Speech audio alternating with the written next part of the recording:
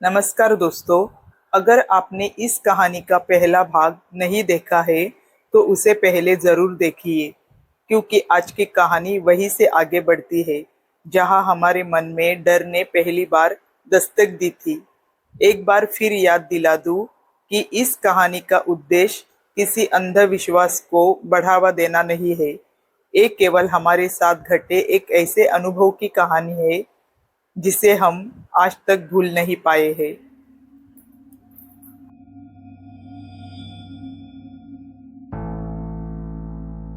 पहले एपिसोड में आपने देखा कि हम सब परिवार के साथ गोवा घूमने गए थे। सब कुछ बिल्कुल सामान्य था, लेकिन जिस होटल में हम रुके वहां पहुंचते ही एक अजीब सी बेचैनी महसूस होने लगी। रात होते होते ऐसा लगने लगा जैसे कोई हमारे आसपास मौजूद हो। हर छोटी सी आवाज दिल की धड़कनें बढ़ा रही थी, लेकिन हमें नहीं पता था कि असली रहस्य तो अभी शुरू होना बाकी था। ये तो सिर्फ शुरुआत थी, अब आगे।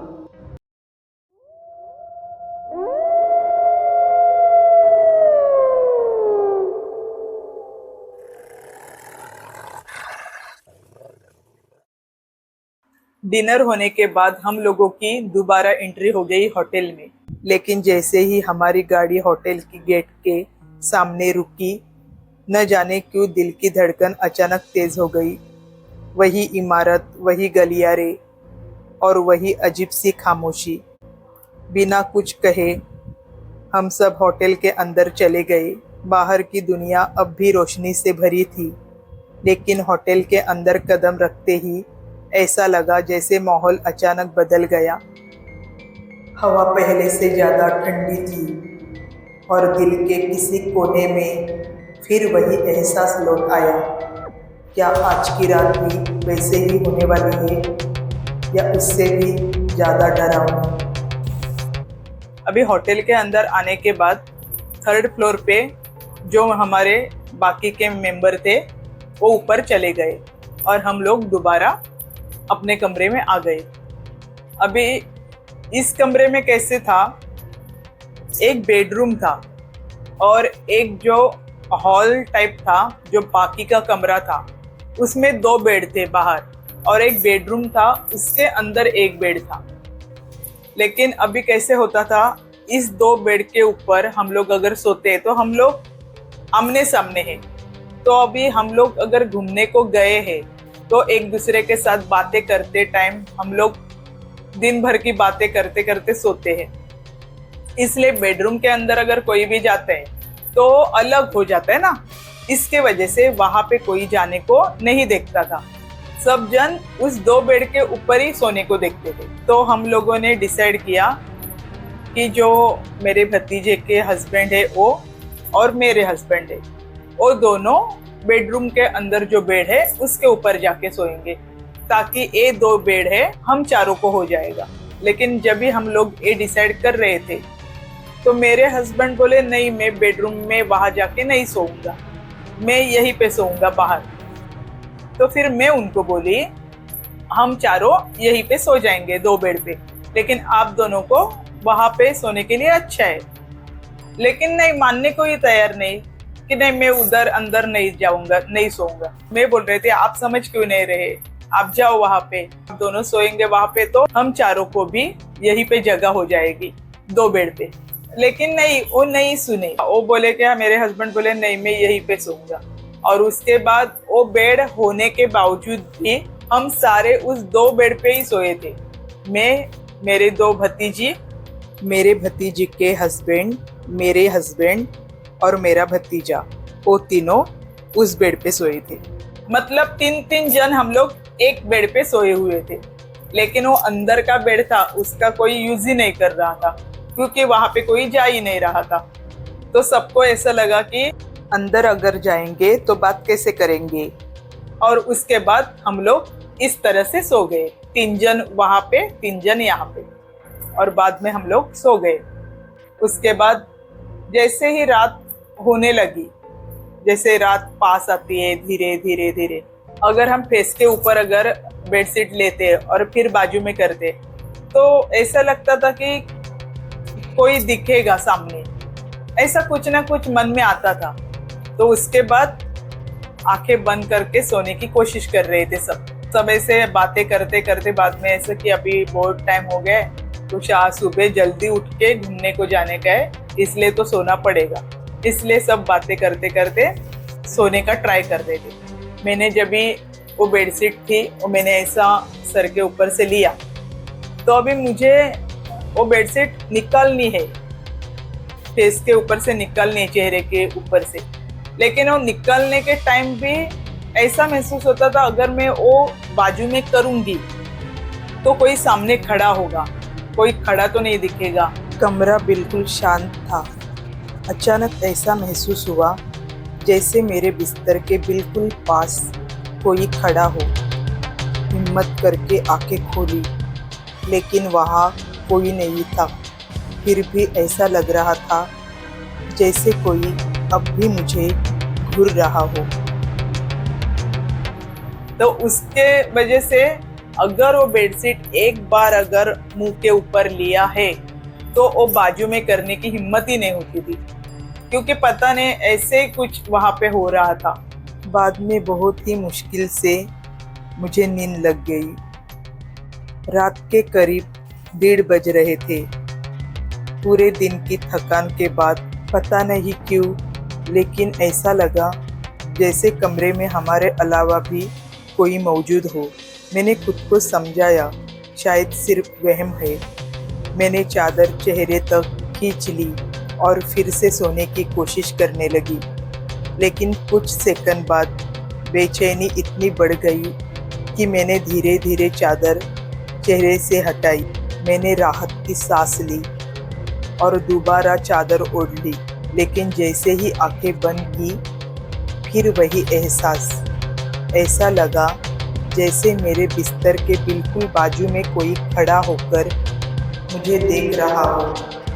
इस बार दिल की धड़कन पहले से कहीं ज़्यादा तेज हो गई। मैंने हिम्मत करके फिर से चादर हटाई, लेकिन वहाँ कोई नहीं था। मैंने करवट बदली, कमरे में नज़र दौड़ाई। परिवार के बाकी लोग गहरी नींद में थे। मैंने सोचा शायद सफ़र की थकान की वजह से ऐसा लग रहा होगा, लेकिन कुछ मिनट बाद जैसे ही मैंने फिर से चादर चेहरे तक खींची, वही एहसास लौट आया। ऐसा लग रहा था जैसे कोई मेरे सिरहाने से धीरे धीरे मेरी तरफ झुक रहा हो। अब तो डर इतना बढ़ चुका था कि मैं चादर हटाने की हिम्मत भी नहीं कर पा रही थी।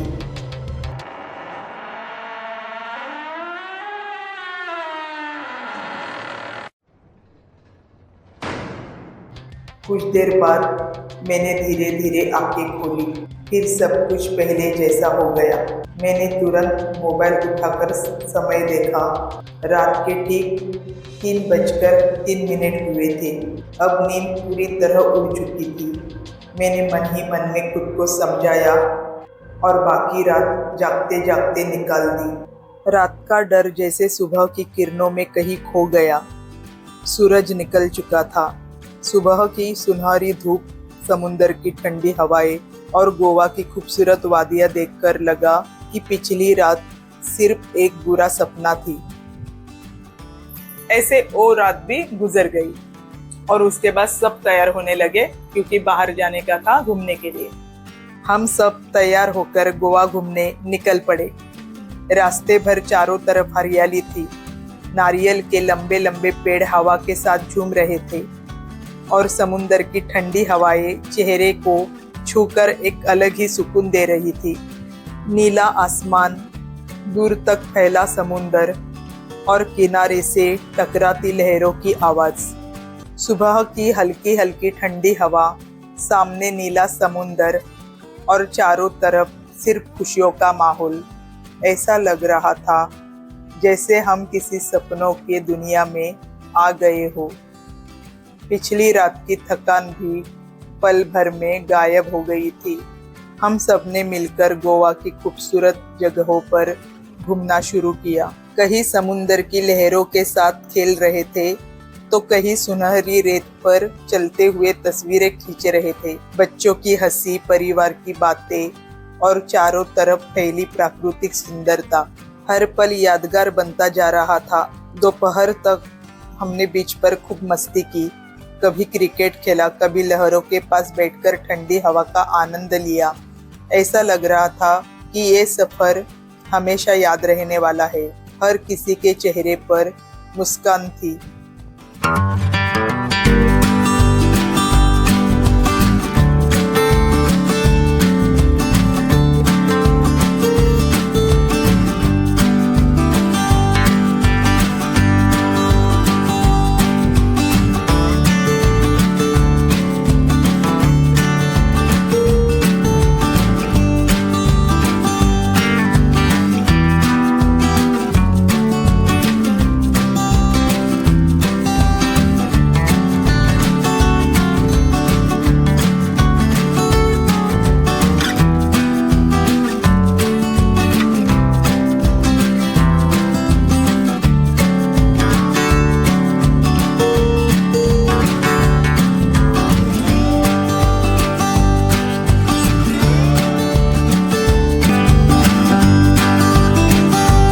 और कोई भी ये नहीं सोच सकता था कि आने वाले कुछ घंटे हमारे इस खूबसूरत यात्रा को हमेशा के लिए बदल देंगे।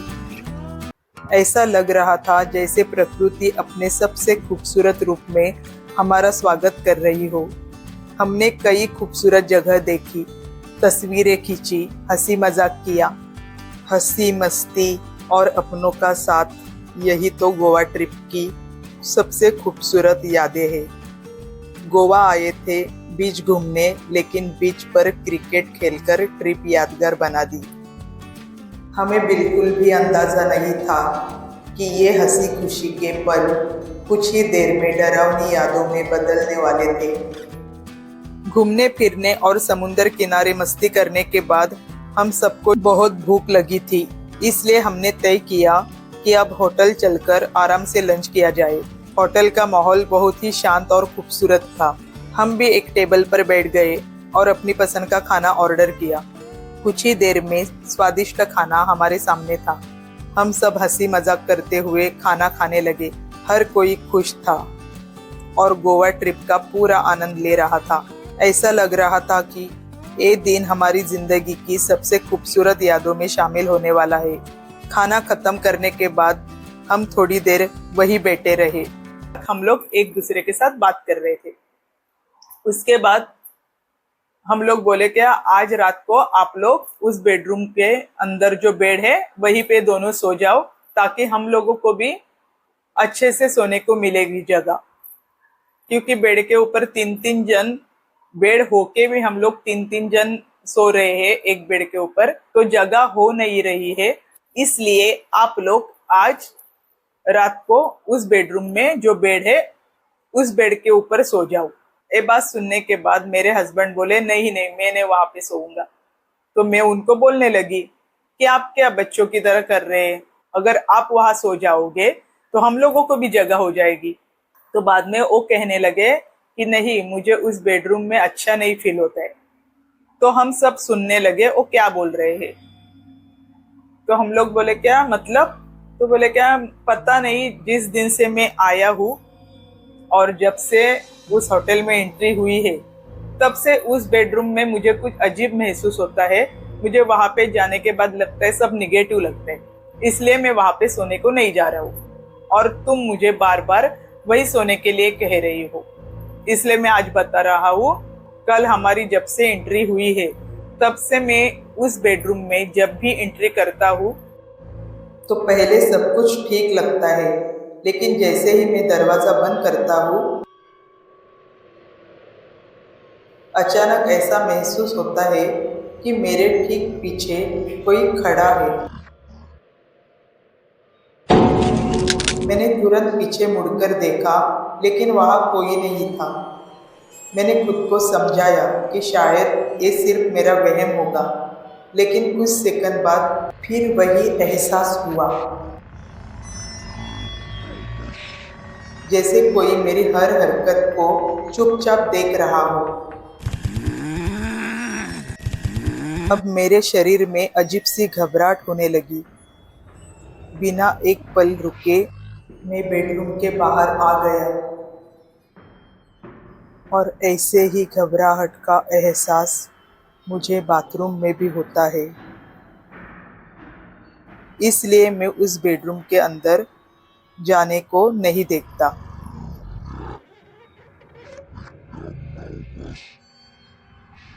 ये सुनने के बाद हम सब एक दूसरे को देखने लगे कि ये क्या बात हुई, इनको ऐसा क्यों लग रहा है। वो बात सुनने के बाद हम लोग चुप हो गए, क्योंकि जो बात उन्होंने कही थी कहीं ना कहीं वो मुझे भी महसूस हुई थी।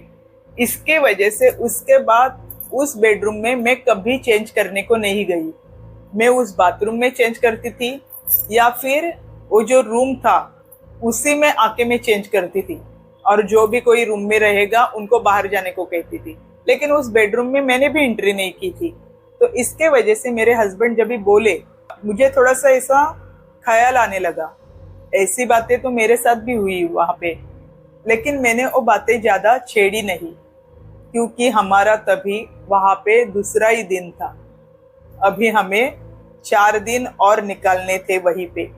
इसके वजह से उस बात को छेड़ने से कुछ मतलब भी नहीं था। लेकिन हाँ, थोड़ा सा मन में ख्याल आने लगा जो मुझे भी अजीब लग रहा है, और आज ये भी बोल रहे उनको कुछ निगेटिव लग रहा है, इसलिए उनको भी वहाँ अच्छा नहीं लग रहा है, ऐसे वो भी बातें कर रहे हैं। ये बात सुनने के बाद थोड़ी मैं शांत हो गई। अभी ये बातें खत्म ही हो रही थी तो उसके बाद मेरी छोटी भतीजी है, वो बोलने लगी कि हाँ अंकल ठीक कह रहे हैं। मतलब वो खुद के बारे में बोलने लगी। फिर अंकल बराबर बोल रहे हैं, मुझे भी उस बेडरूम में कुछ अजीब लग रहा है, कुछ अजीब महसूस होता है। तो हमारा सबका ध्यान उसके ऊपर अभी गया। तो हम लोग बोले, मतलब तुम क्या कहना चाहती हो? तो वो बोलने लगी कि हाँ मुझे भी उस बेडरूम में कुछ अलग फील होता है। तो हमने पूछा क्या होता है? तो उसने जो बात कही उसके बाद तो सारे हैरान हो गए, क्योंकि जब मेरे भतीजी ने भी उसी होटल में कुछ ऐसा महसूस किया जिसके बारे में उसने पहले कभी किसी को नहीं बताया था। आखिर उसने ऐसा क्या देखा, या फिर किसकी मौजूदगी का एहसास उसे बार बार हो रहा था? क्या ये सिर्फ एक वहम था, या उस होटल में सचमुच कोई ऐसा रहस्य छिपा था जो अब तक सामने नहीं आया? इस सवाल का जवाब आपको मिलेगा अगले एपिसोड में। तो जुड़े रहिए, क्योंकि असली रहस्य अभी बाकी है।